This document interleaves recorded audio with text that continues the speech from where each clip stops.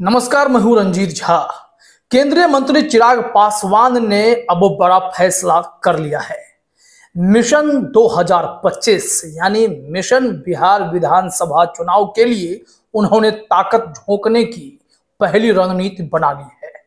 आज लोजपा रामविलास के राष्ट्रीय कार्यकारिणी की बड़ी अहम बैठक हुई और इस बैठक में लोजपा के तमाम नेताओं की मौजूदगी थी और चिराग पासवान की अध्यक्षता में यह रणनीति बनी कि वो बिहार में 28 नवंबर से ताकत झोंकने जा रहे हैं, क्योंकि उससे पहले बिहार समेत कई राज्यों में विधानसभा के उपचुनाव हैं। झारखंड और महाराष्ट्र में मुख्य चुनाव विधानसभा के हैं, तो एनडीए की ओर से चिराग पासवान की भूमिका वहां भी रहेगी और 24 अक्टूबर को खुद अपने प्रत्याशी के नामांकन में वो झारखंड में भी मौजूद रहेंगे। इस दौरान चिराग पासवान ने मीडिया से बातचीत भी की और साथ ही साथ उन्होंने आरोप भी लगाया कि कई ऐसे लोग हैं जो षड्यंत्रकारी बने फिर रहे हैं, मेरे और मोदी जी के बीच में दरार भी डालना चाहते हैं। और यह बातें सुनने के बाद हर कोई हैरान था। हालांकि उन्होंने खुलकर नाम नहीं लिया, लेकिन उन्होंने स्पष्ट कर दिया कि कोई भी इस मंसूबे में सफल भी नहीं हो सकता है। जरा सुन लीजिए चिराग पासवान के बाइट को भी, फिर हम आपको उनकी तैयारी के बारे में बताते हैं। झारखंड में पूरी मजबूती के साथ 24 तारीख को हम लोगों के प्रत्याशी, एनडीए के प्रत्याशी का नामांकन भी है, नॉमिनेशन भी है, उसमें भी हम रहेंगे। और लोगों में जो उत्साह है, हरियाणा चुनाव परिणामों के बाद जिस तरीके से लोगों में इस बात की उम्मीद विश्वास के साथ और बढ़ी है कि प्रधानमंत्री जी के नेतृत्व, उनके सोच वाली सरकार ही राज्यों का विकास कर सकती है।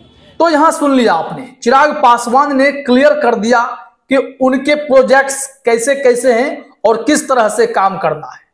उनके सामने सवालों की झड़ी लगा दी गई तो क्लियर किया कि 28 नवंबर को गांधी मैदान में बहुत बड़ी रैली करने जा रहे हैं। और इसके लिए जो जानकारी है, यहां देखिए एक वेबसाइट है, वहां पर रिपोर्ट भी है कि चिराग पासवान ने कहा 28 नवंबर को पटना के गांधी मैदान में लोक जनशक्ति पार्टी रामविलास एक भव्य रैली का आयोजन करने जा रहा है। एक लंबे समय के बाद जब मेरे पिताजी थे तब आखिरी बार हम लोगों ने रैली का आयोजन किया था। हम लोग एक बार फिर से आयोजन करने जा रहे हैं।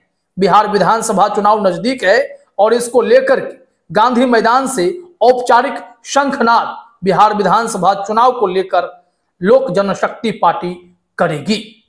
ये चिराग पासवान ने जैसे ही मैसेज दिया है, उनके चाहने वालों ने शायद तैयारी अभी से ही शुरू कर दी है, क्योंकि 1 महीने के बाद उन्हें भी गांधी मैदान में अपने जन समर्थन में शक्ति प्रदर्शन तो करना ही पड़ेगा।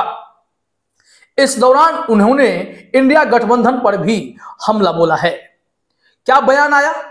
क्योंकि झारखंड विधानसभा चुनाव में इस बार एनडीए वर्सेस इंडिया गठबंधन ट्रूली देखने को मिलेगा, क्योंकि लोजपा भी है, जदयू भी है, बीजेपी ने दोनों को अपने साथ रखा है।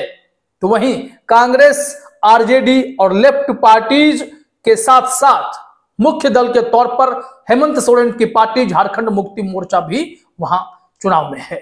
तो ट्रूली इंडिया गठबंधन वर्सेस एनडीए, इसमें चिराग पासवान ने कहा कि झारखंड में महागठबंधन सीट बंटवारा सहजता से तो नहीं कर पाया। जब एक दूसरे के साथी को ये लोग सीट बंटवारे में ही सम्मान नहीं देते, तो ऐसे में कैसे अपने अपने समर्थकों को एक दूसरे के पक्ष में मतदान करने के लिए यह कन्विंस कर पाएंगे। उन्होंने कहा तथाकथित इंडिया अलायंस सिर्फ महत्वाकांक्षाओं के लिए बना हुआ है। तो इससे आप चिराग पासवान के तेवर को क्लियरली समझ सकते हैं। अगर बीजेपी के साथ उनका कुछ गलत भी होता है, जब उनकी पार्टी टूटी तब भी वो मोदी जी का साथ देना नहीं छोड़े, तो इसका मतलब है कि वो अभी बहुत मजबूत गठजोड़ के साथ एनडीए में ही रहना चाहते हैं। वैसे भी चिराग पासवान ने कहा था कि जब तक मोदी जी प्रधानमंत्री हैं, लोजपा रामविलास का कहीं इधर से उधर जाने का सवाल ही पैदा नहीं होता है। हालांकि उनके चाचा पशुपति पारस उनसे अलग हो गए, लेकिन लोकसभा चुनाव में पशुपति पारस को अचानक से बीजेपी ने दरकिनार कर दिया और कहीं का नहीं छोड़ा।